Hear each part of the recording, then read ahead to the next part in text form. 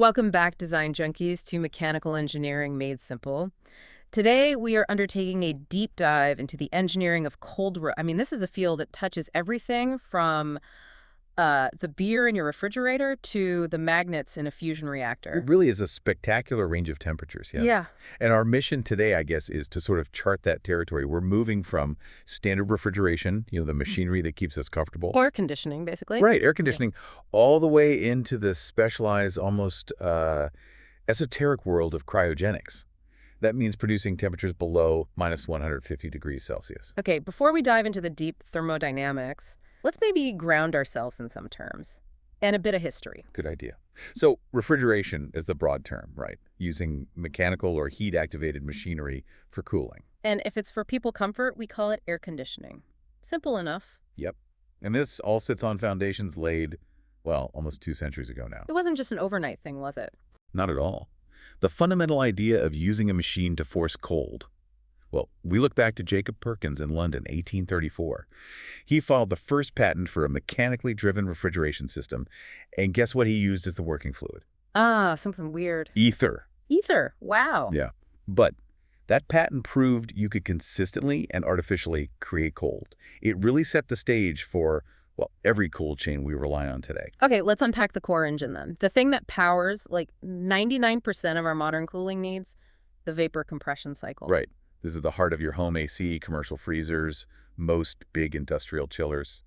It's everywhere. And the beauty is its simplicity, sort of. It's all about phase change. Exactly. We take a working fluid, the refrigerant, and we cycle it through states where it's forced to evaporate and condense at specific controlled pressures. It's just a continuous loop designed to grab heat from one spot and dump it somewhere else. And this loop needs 4 key parts. If you get these 4, you basically get refrigeration. Let's start with the one that needs the energy input, the compressor. Okay, the compressor. It's the muscle of the system. Its main job is to raise the pressure of the refrigerant vapor. But just raising pressure isn't the whole story, is it? No, because raising the pressure does something crucial. It raises the vapor saturation temperature. We do this very deliberately, so that the refrigerant is now, thermodynamically speaking, hot enough. Its saturation temperature is above the temperature of whatever we're using to cool it down, like the air outside or maybe cooling water. Ah, making it hotter than the surroundings. That's the key, because that dictates what the next component does, the condenser. Precisely. The condenser is just a heat exchanger. Because the compressor made the vapor hot and pressurized, this hot fluid can now actually reject its heat to the cooler ambient air or water. As it dumps that heat, the vapor condenses back into a liquid. Typically, it leaves the condenser as a subcooled liquid, meaning it's cooled just a tiny bit below its saturation temperature at that pressure. Okay, so we went from cold vapor, squeezed it to hot vapor, cooled it to hot liquid. Now we hit the restriction point, the expansion device. Right. This could be a fancy valve, or in really simple systems, just a long, skinny bit of pipe called a capillary tube. Why is this sudden pressure drop so critical? This is where the magic happens. The cooling effect starts right here. The expansion device takes that high-pressure liquid and lets it expand rapidly. Big pressure drop. Imagine suddenly letting go of a pressurized hose. The fluid's temperature plummets immediately because its boiling point, its saturation point, just dropped way down. The temperature coming out of this device is now way below the temperature of whatever we're trying to cool. Which brings us finally to the payoff, the evaporator. This is where the useful cooling actually happens. Exactly. The evaporator is the cold side. That low-temperature, low-pressure fluid, which is usually a mix of liquid and vapor, what we call a two-phase fluid, flows into the evaporator coils. It then absorbs thermal energy from the product, like the warm air in your room or whatever needs cooling. That absorbed energy makes the rest of the liquid flash into vapor. By the time it leaves the evaporator, it's typically a superheated vapor, all ready to go back to the compressor and start the whole cycle over again. Okay, that makes the cycle really clear. But let's tackle that unit of measurement. We still hear the old term tons of refrigeration. What's that about? Yeah, the ton. It's a historical term. It's equivalent to 3.51 kilo-OR or kilowatts refrigeration. kWR, kilowatts refrigeration. That R is important. It's critical for engineers, yeah. Yes. It specifies the actual useful cooling capacity, how much heat you manage to remove. It's completely distinct from the electrical power needed to run the system. Which we might label WJ kilowatts electrical. Exactly. Tex-KRJ is the input power. So Tex-KRJ is the result, the cooling effect, and Tex-KRJ is the electrical cost to get that result. Got it. Like a truck. Text carriage is how much cargo it moves. Yeah. Text carriage is the fuel it burns. You need both for efficiency. Precisely. You always want the highest possible ratio of text carriage A to text carriage AJJ. That's an efficient system. Okay, moving on from the hardware, let's talk about the fluid itself, the refrigerant. You mentioned there's no single perfect fluid. Definitely not. No single refrigerant is cost-effective or even works across the huge range of temperatures and applications we need globally. Selection is really complex. You're balancing efficiency, the temperature range it works in, material compatibility, and crucially nowadays, safety and environmental impact. And there's a standard for classifying them, right? ARISH-HRE Standard 34. Yep, ANSI X-ray 34, 1992 gives us a system. It classifies them based on just two things, toxicity and flammability. Okay, break those down for us. Toxicity is either Class A, which is low toxicity, its threshold limit value time-weighted average, or text TLV-TEA is over 400 parts per million, or it's Class B, toxic, meaning the text TLV-TOV is below 400 ppm. Then flammability is rated 1, 2, or 3. 1 is non-flammable, 2 is moderate, 3 is highly flammable. So for comfort cooling, like our home AC units, we want the safest combo, which is Group A1. Low toxicity, non-flammable. That's the gold standard for places where people are directly exposed, yes. But this is exactly where environmental policy just completely turned the industry upside down, starting with the Montreal Protocol back in '87. Ah, yes, the ozone layer issue. That was a huge deal. It was a global game changer. An international agreement to restrict and eventually ban substances that deplete the ozone layer, primarily chlorofluorocarbons, CFCs. The science was clear. CFCs were destroying the ozone, so deadlines were set. CFC production basically stopped by January 1st, 1996. And the next group, HCFCs, hydrochlorofluorocarbons, they're being phased out too by 2030. Which meant engineers needed whole new families of chemicals and new ways to measure their impact. Absolutely. We suddenly had these two critical metrics, usually compared back to the old villain, refrigerant 11 or Textar 11. First, ozone depletion potential, text ODP. How much damage does it do to the ozone layer? Okay. Second, and maybe even more worrying long-term, the halocarbon global warming potential, text HGWP. Yeah. How much does it contribute to the greenhouse effect compared to CO2? And some of those numbers were pretty shocking, weren't they? Staggering. Take text R12, an old common CFC. One single molecule of textor traps almost as much heat in the atmosphere as 5,000 molecules of carbon dioxide. 5,000. Wow. Okay, so that really puts the climate impact into perspective. It does. And that led to this really stark trade-off. Which brought us to the next generation, the HFCs, hydrofluorocarbons, like Textar 134, that's in many car ACs. Exactly. We solved the first problem. HFCs have zero text ODP because the fluorine atom doesn't attack ozone. Big win there. What? But they still have significant text GWP values. We basically traded an ozone problem for a climate change problem. Not ideal. So the search continues. It does. That's why there's such a push now towards natural hydrocarbons, things like propane or butane. Textar 600. They offer zero text ODP and practically zero text GWPPS. Environmentally, they're great. But the catch. They are highly flammable, group A3 or sometimes B3. So using them means dealing with significant safety risks and much more complex system designs.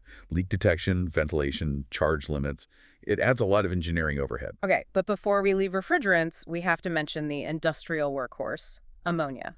Text X717. Ammonia. Yeah, you can't ignore it in the industrial world. It's rated B2, moderately toxic, moderately flammable, so definitely not for your house. Yet it dominates things like cold storage, food processing. Why take the risk? Pure efficiency. Ammonia's enthalpy of vaporization, that's the energy it absorbs when it boils, is typically 6 to 8 times higher than the common halocarbons. 6 to 8 times. Yeah, it means for every kilogram of ammonia you pump around the system, you get massively more cooling effect. It's just incredibly efficient thermodynamically. So in big industrial plants with strict safety protocols, leakage monitoring, and trained personnel, the efficiency gains often outweigh the risks. Okay, that makes sense. Yeah. Now, let's take that conceptual leap. We're leaving the realm of keeping food cold or rooms comfortable and entering cryogenics. Temperatures below 150 Kelvin, so minus 123 Celsius. Even colder, typically. Yeah, below minus 150 Celsius or 123 Kelvin, so below 150 K. All right, 150 K. At these temperatures, even that super efficient ammonia system is useless. The physics has to change. It absolutely does. In cryogenics, the rule book changes. That simple Joule-Thomson cycle we touched on, just expanding a gas through a valve to cool it, it works great for many gases. But not for the really important cryogenic ones. Fails completely for two vital ones. Hydrogen, text H2Na, and helium. And why? What's the weird reason? It's because at room temperature, they have negative Joule-Thomson coefficients. Negative. Meaning, when you expand them through a valve from high pressure to low pressure, instead of cooling down like most gases, they actually heat up. They heat up. That's completely counterintuitive. It is. Think of the JT effect as like an internal friction or braking effect during expansion. For most gases, it cools them. For hydrogen and helium at room temp, it's like hitting the accelerator instead of the brake. So you can't just expand them from room temperature to get liquid text T2 or liquid text. You have to pre-cool them significantly first. For hydrogen, you need to get it down to liquid nitrogen temperature, around 77 Kelvin, or even lower, before it crosses what's called the inversion temperature. Below that temperature, the Joule-Thomson effect flips, and then expansion finally starts to cool it. Wow. Okay, so that complexity leads us to the real workhorse of deep cold then, the Claude cycle or expander cycle. Exactly. The Claude cycle is much smarter engineering, especially for these gases. It tackles the inefficiency of just dumping pressure across a valve. How does it do that? Well, if you just expand gas across a valve, that's an irreversible process thermodynamically. You're essentially wasting the potential energy stored in that pressure, generating entropy, creating lost work, W sub L. Okay. The Claude cycle prevents a lot of that waste. It incorporates an expansion engine. Think of it like a tiny specialized turbine. Ah, so it makes the gas do work as it expands. Precisely. You force the gas to push a piston or spin a turbine as its pressure drops. By extracting mechanical work, you achieve two things. First, you get a much larger cooling effect for the same pressure drop, ideally following an almost constant entropy path on a temperature-entropy diagram. Making it more efficient. Much more efficient. And second, you recover some of that energy, reducing the thermodynamic lost work, that W sub L, associated with simple valve expansion. It makes the whole liquefaction process far more effective, especially for gases like helium and hydrogen. And efficiency is absolutely everything down there, isn't it? Because the cost of removing heat gets astronomical the colder you go. It really, really does. The theoretical minimum work, Tex constants Sukinor required to liquefy a gas, just climbs dramatically as you approach absolute zero. To liquefy helium, for instance, takes about 26,700 joules per mole. That's a lot of energy. So because the energy investment is so huge, stopping heat from leaking in becomes the biggest challenge. Insulation is paramount. Absolutely critical. The first line of defense is usually vacuum insulation. Just pump all the air out between two walls? Basically, yes. Create a vacuum jacket. That eliminates heat transfer by conduction and convection because there's no medium, no air molecules to carry the heat across. Leaving only radiation. Leaving only thermal radiation. Heat traveling is electromagnetic waves, and that's governed by the Stefan-Boltzmann law. The key part of that equation, Q equals sigma AF, 1, 2 times open parenthesis, T 1 to the power of 4 minus T 2 to the power of 4 close parenthesis, isn't the complexity. It's that T to the power of 4 dependence. Right, temperature to the power of 4. That means even a tiny temperature difference between the warm outer wall and the cold inner wall results in a surprisingly large amount of heat leaking in via radiation, especially at room temperature radiating towards cryogenic temperatures. Exactly, which is why, for really high-performance systems, we need super insulation. Super insulation sounds serious. It is. It takes the vacuum concept and adds another layer of defense against radiation. You fill the vacuum space with many, many layers of thin, highly reflective material, often aluminum-coated mylar plastic film, separated by low conductivity spacers. Each reflective layer acts like a radiation shield, bouncing most of the incoming thermal radiation back out. With enough layers, you can cut radiative heat transfer down by orders of magnitude. But it sounds incredibly delicate. That vacuum has to be perfect. It has to be very, very good. For super insulation to work effectively, you need to maintain extremely high vacuum levels, typically below 10 to the power of minus 3 torr. If you lose that vacuum, if air leaks in, conduction and convection come roaring back, and the insulation basically fails. Okay, insulation covered. Last critical piece, materials. You can't just use standard steel pipes or tanks at, say, 4 Kelvin liquid helium temperature. There's this risk of brittle failure. Brittle failure, yes, it's a huge concern in cryogenics. It's when a material suddenly fractures at a relatively low stress level, with little or no warning, no stretching or deformation beforehand. It just snaps. That sounds terrifying for a pressure vessel. It is. And many common engineering materials, especially steels that are strong and ductile at room temperature, can become extremely brittle, like glass, when they get very cold. So what works? What metals stay tough when they're super cold? We need materials that retain their toughness. Generally, that means looking at metals with a specific crystal structure. face-centered cubic, or FCC. FCC structure, Right. like what material? Things like austenitic stainless steels, the 300 series, like 304 or 316. Also aluminum alloys, copper, nickel alloys. These FCC metals tend to stay ductile even down to very low temperatures. We verify this using impact tests, like the Charpy impact test, which measures how much energy a material absorbs during fracture. Hmm. For really demanding applications like handling liquid hydrogen, engineers often use stainless steels with higher nickel content, because adding nickel is known to lower the ductile to brittle transition temperature, keeping the steel tough even when extremely cold. Wow. So we've journeyed today from like the compressor maybe sitting on your roof, keeping your house cool, all the way down to the specialized alloys inside a liquid helium tank operating near absolute zero. It's quite the range. And if we connect this fundamental engineering, this mastery of creating and containing extreme cold, it leads directly to some truly amazing modern technologies. One of the most exciting is superconductivity. Ah, yes. This is where the physics gets really, really weird and wonderful. Right. It really does.